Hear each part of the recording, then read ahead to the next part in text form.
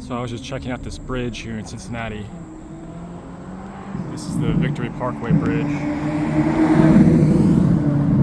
And I just happened to come across a pretty cool sight. This is a raid going on. There's some slave raider ants conducting a raid on this Formica subsericea, I believe, colony. Unfortunately, well, not unfortunately, I shouldn't say that, but it's not Polyergus, which would be a really nice find. It is a Formica slave raider species. You can see some carrying some pupa right there. It looks like they're in the latter stages of the raid. Just picking up their last couple pieces of loot, but they're still going strong. This is something that happens in the summertime. Around this time, hottest time of year, is usually when they conduct these raids. But what's interesting is, generally speaking, the slave raider ants, which are the bigger reddish tinted ones, don't actually do any work. Their entire job is simply to conduct raids in the summertime. And they raid other species colonies. Generally, they specialize in raiding one species, from what I've read. But sometimes they might have a couple different species they go after.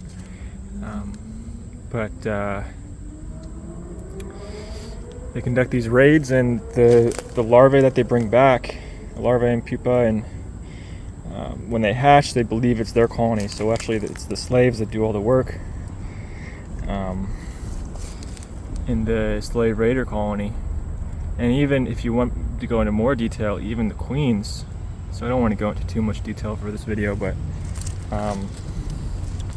even the queens of the slave raider species are parasitic, in the sense that they don't even start their own colonies in a traditional sense. You can see they come across from over there. I'll zoom out. Come across from over there, across the sidewalk here. I haven't followed them past here, but they could extend quite a distance away conducting this raid. You can see them come across here. And but as I was saying, sorry, I got kind of sidetracked. The queens themselves actually are parasitic in the sense that they don't start their own colony from scratch. They actually, well, after they leave their home colony, they will, and after they've mated and been fertilized, they will in fact hijack another colony, killing that queen and mimicking its pheromones to take its place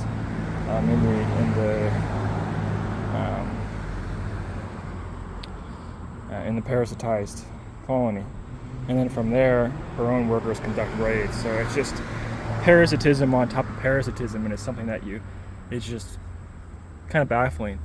There's a book called Adventures Among Ants, and in that book, I don't remember the author, he talks about how these ants actually conduct these raids. And what he talks about is it's kind of unusual among ants, because, and I'll explain why. You know, when you hear the word queen, you might get the idea that they're in charge, right? But the reality is that in most colonies, in most species, there really isn't a leader. It's pretty much just the pheromone system that keeps everything working. You have ants intentionally will leave pheromone trails to sources of food and things, which kind of they kind of self-regulate in the tasks that they accomplish through their pheromone system. I don't know, it wasn't a very good explanation, but not trying to go into too much detail here. But what's unusual about it looks like there's actually a Camponotus ant right there. That's actually a pretty unusual one. Has that red midsection. But what's unusual about the parasitic or the slave raider ants is that they actually do kind of have a leader. What the author in Adventures Among Ants discovered was that, at least in polyergus species, when they conduct their raids, generally the oldest, most experienced ants will be kind of the scouts, as he called them, and they'll go out in the morning searching for potential raiding colonies to raid, and then we'll come back and kind of rally the troops, and then kind of conduct the raid after rallying the troops back home. And the actual raid itself is triggered by the leader in a way. There's still some unsolved questions there. I'm kind of like a broken record on this right now, but yeah, pretty cool find. Wasn't even looking for it, but I was just walking, checking out this bridge. Bridge was built in 1906. Since then been rehabilitated a couple times. The stairway was added more recently in 1997. So yeah, pretty cool find.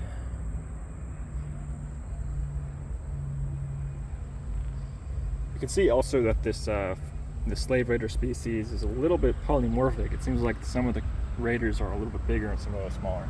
There's a smaller one right there.